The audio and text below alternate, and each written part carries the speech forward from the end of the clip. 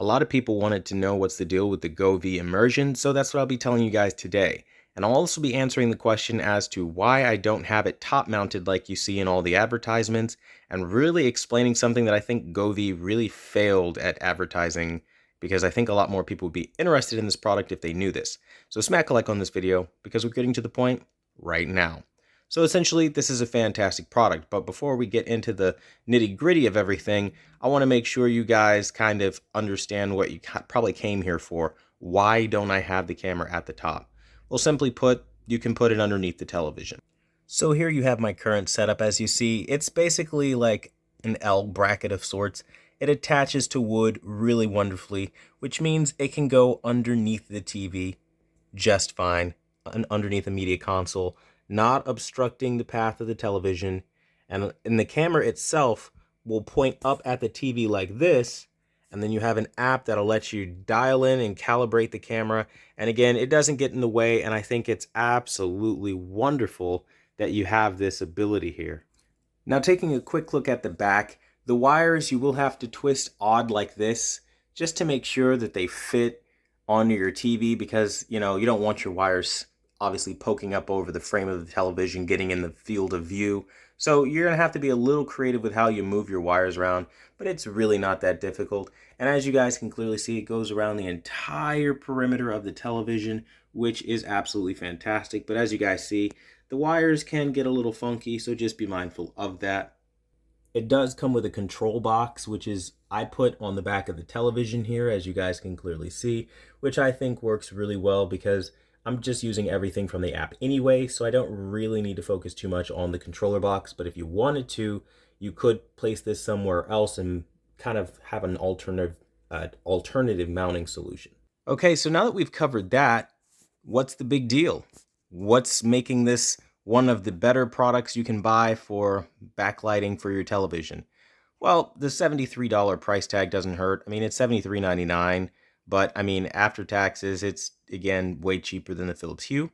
It's got, again, awesome affordability, and feature rich is one of the words I would use to describe this. I mean, you have the ability to sync it up with music and create all these custom styles. Like, it's a wonderful, wonderful device.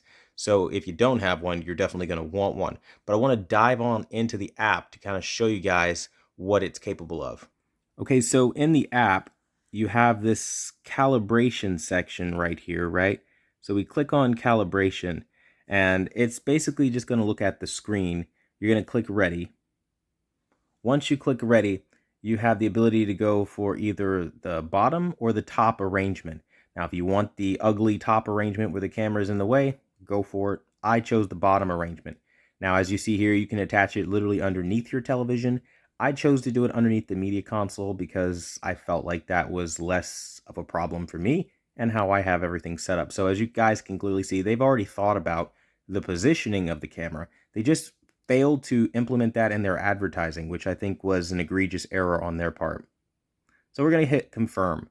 As you guys can see, they tell you to go counterclockwise or clockwise depending on the position your controller box is in the rear. So I have the power coming out of this side, so it's counterclockwise for me. So you do have to be mindful of that kind of thing, because that will affect how the TV will go about moving around the effects of the camera. So just keep that in mind. Then we're going to hit confirm. And now this is where it gets really interesting. So you have this kind of like algorithmic looking thing that will look at the television, and it will show you, like as I see here right now, it's showing the screen. So to calibrate it, all you really do is just drag and drop to where the edges of your TV kind of begin and end. Now I'm going to have to cheese it a little bit and get a little closer because I can't really see all that well, right? So what I'm going to have to do is get a little closer, and I'm going to have to look to where the borders begin and end. And what I like to do is I like to put it in the middle of the TV, or kind of like, not the middle, but on the edges. I like to crop a little bit, because when you crop, you're giving yourself more room to work with and more visibility that this thing has of your screen, which leads to better, more accurate colors by making it a tighter, more cropped in kind of square. And as you guys are seeing, if you look here, this is the circle opening is the camera, and it sees the TV upside down.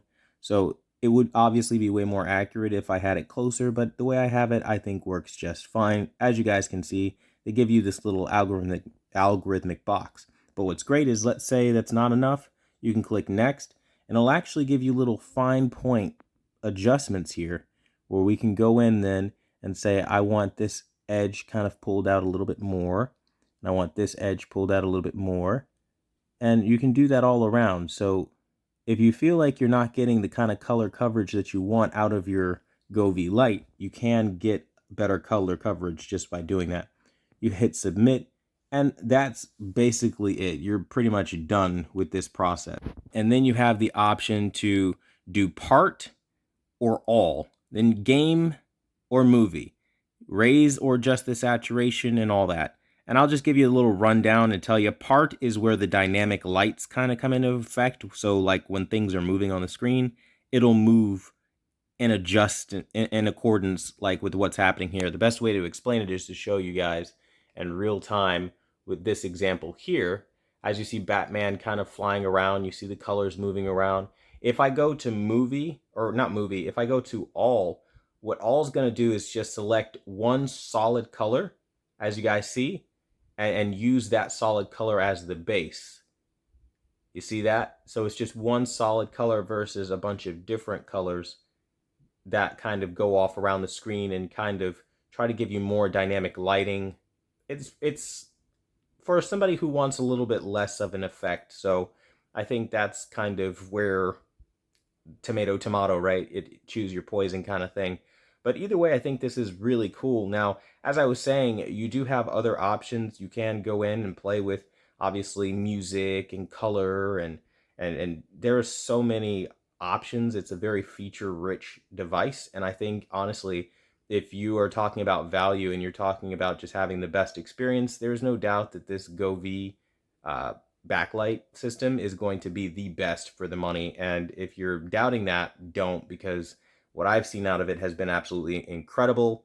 And honestly speaking, everybody always asks, they're like, hey, Quantum, what kind of backlight do you use? Well, if you really wanted to know, this is what I use right here. The Govee lighting system. I've been using it for years. It's literally the only lighting system that I use. And the reason for that is you can go in, you can have it sync up with music. You know, it'll go off to my voice now. As you clearly see, every time I talk, the lights kind of flicker. That's kind of what happens every single time there's music going on. It's really fun for the holidays. It's super cool, right? And I think that level of control over stuff is just really cool. And you can go in and you can adjust it for rhythm. You can adjust it for all kinds of different effects. And I think that's the coolest thing about this whole thing. So, it's really just like playing around and having fun with it. And again, you have scenes and colors and all kinds of things you can get yourself into.